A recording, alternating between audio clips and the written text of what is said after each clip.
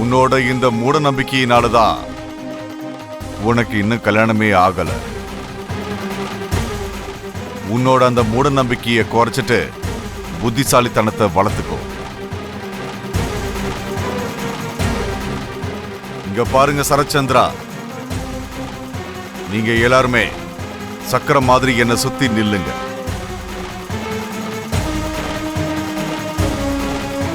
நான் இந்த பாட்டில சுத்தி விடுவேன். இந்த மொனை யார் பக்கம் காட்டுதோ அவங்க தான் இவங்க பையனை கொன்னவங்க.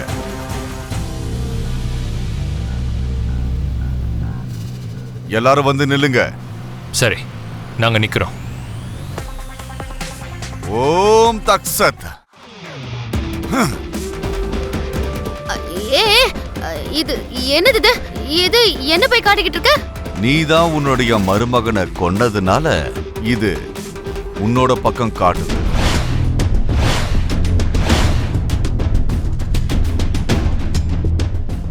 ஒரு பாட்டில் எடுத்துட்டு வந்து அதை திருப்பி விட்டா அது ஏதோ ஒரு பக்கம் திரும்பிதான் நிக்கும். அதனால அது எந்த பக்கம் திரும்பி நிக்குதோ அவங்க குற்றவாளி ஆயிடுவாங்களா? நம்ம செரிய போய் நான் எப்படி கொல்லுவேன் மாமா? அவனை இந்த கையால தான் நான் வளர்த்திருக்கேன் மாமா. போதும், நீ உன்னுடைய நடிப்பை நிறுத்து. வேணும்னா நான் இந்த பாட்டில இன்னும் 2 முறை சுத்துறேன். ஒருவேளை அந்த பாட்டிலோட மொனை மறுபடியும் உன் பக்கமே காட்டுச்சுன்னா செரிய கொலை பண்ணது நீதான்னு ஒத்துக்கிறியா? சுவாமி, அபூர்வா சார்பா நான் ஒத்துக்கிறேன். பஜகோவிந்தம் பரமானந்தம். வேணும்னா நீங்க இப்ப இருக்கிற இடத்துல இருந்து மாறி வேற ஒரு இடத்துல கூட நிக்கலாம். சித்தி, இங்க வா. இப்ப சுத்தி விடு. இரு பக்கத்துலயே இருக்கேன், நீ இப்படி வாடி. போ. இப்ப சுத்தி விடு. ஓம் தக்சத்.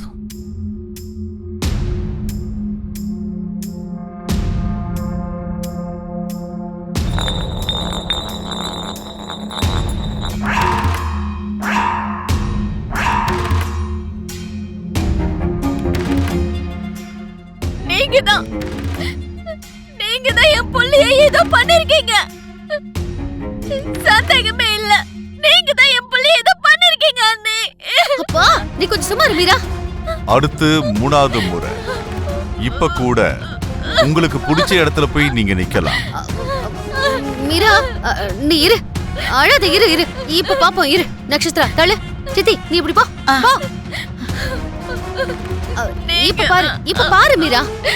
இப்ப சுத்து பாப்போம்.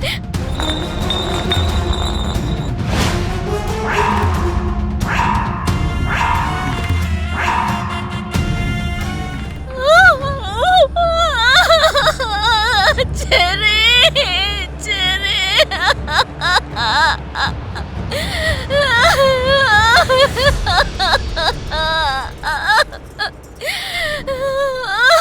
பஜகோவிந்தம் பரமானந்தம். சரி.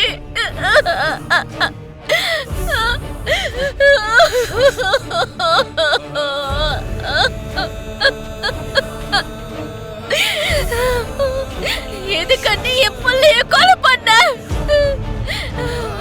சரி, என்ன விட்டுட்டு போயிட்டியா?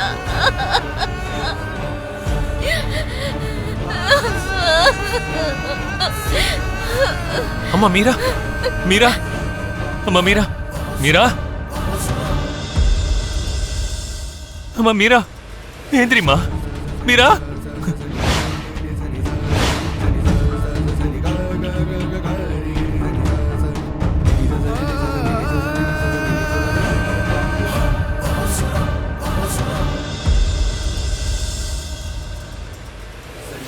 நீ எந்த தப்பும் செய்யலியா?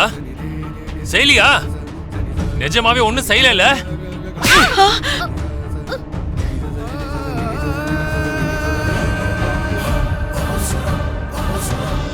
உன்னை போய் இத்தனை வருஷமா கண்மூடித்தனமா நம்பிட்டு இருந்தேனே. எனக்கு இப்பதான் நல்லா புரியுது. என் சோபாவோட இடத்தை நீ எடுத்துக்கணும்ன்றதுக்காக அதுவும் அவளோட சொத்தை அனுபவிக்கணும்ன்றதுக்காக என்னோட சோபாவை, உயிருக்கு உயிரா இருந்த என்னோட சோபாவை நீ தானே கொலை பண்ணிருக்க. நீதான் கொலை பண்ணிருக்க. என் சோபாவை கொலை பண்ண உனக்கு உயிரோட இருக்க உரிமையே கிடையாது.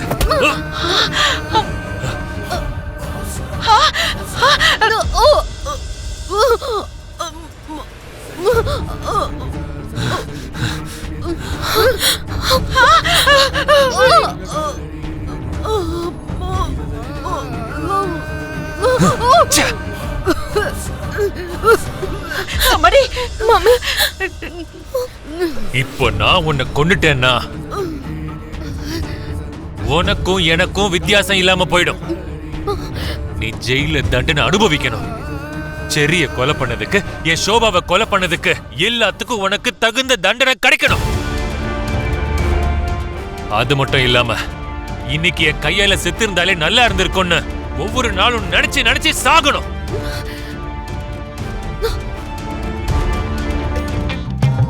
அது வந்துமா எங்க கல்யாணம் அவசரத்துல நடந்துருச்சுல. ஆமாமா, எதுவுமே வழக்கப்படி நடக்கல அத்தை. ஷாப்பிங்னு சொன்னதும் அது ஏதோ எங்க கல்யாண ஷாப்பிங்ன்ற மாதிரி நினைக்க ஆரம்பிச்சிட்டோம். சரி பரவாயில்ல, உங்க ஷாப்பிங்க முடிங்க. நாளைக்கோ நாளானைக்கோ நான் ஷாப்பிங் பண்ணிக்கிறேன். சாரி, எங்க ஷாப்பிங் முடிஞ்சிருச்சு. இப்போ பூரி சிவாவோட ஷாப்பிங் ஆரம்பிக்கலாமா? ஐயோ வேண்டவே வேண்டானா. அன்னைக்கு நீ நினைச்ச கலர்ல புடவை எடுத்து முடிச்சதுக்கு அப்புறமா வேணும்னா எங்களுக்கு ஷாப்பிங் ஆரம்பிக்கலாம். இல்லனா அரைகுறை மனசோட தான் எங்க கல்யாண ஷாப்பிங்க பண்ணுவீங்க. நிஜமாவா சொல்ற? நான் நிஜமா தான் சொல்றேனா. ஓகே, அப்படின்னா நம்ம சார்பா ஒரே ஒரு சாரியை செலக்ட் பண்ணிடலாம். அப்புறமா பூரி சிவாவோட கல்யாண shopping.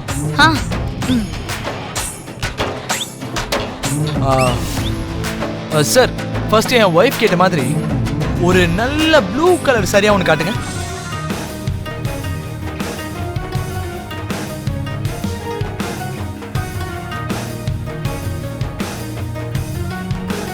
This is very nice. ரொம்ப நல்லா இருக்கு. நிஜமாவே நல்லா இருக்கா மாமா? நிஜமா நல்லா தான் இருக்கு. உனக்கு நம்பிக்கை இல்லைன்னா ஒரு வாட்டி நீ போய் ட்ரையல் ரூம்ல கட்டிட்டு வா பூமி. நல்லா இருக்கா இல்லையான்னு நாங்க எல்லாருமே பார்த்துட்டு சொல்றோம். என் புள்ளையோட இந்த ஆசையும் நிறைவேத்திருமா? பரவாயில்ல அத்தை, பேக் பண்ண சொல்லிடலாம். அதெல்லாம் வேண்டாம் நீ. எங்க அண்ணன் செலக்ஷன் எப்படி இருக்குன்னு எங்களுக்கும் பார்க்க ஆசையா இருக்கு. போய் கட்டிட்டு வாங்க அண்ணி. நீ என்ன சொல்ற சிவா? ஆமா, கரெக்ட். எங்க எல்லாரோட ஆசையும் உன்னை இந்த புடவையில பாக்குறதா. எதுக்கு நீ வெயிட் பண்ற? போ, நீ போய் கட்டிட்டு வா.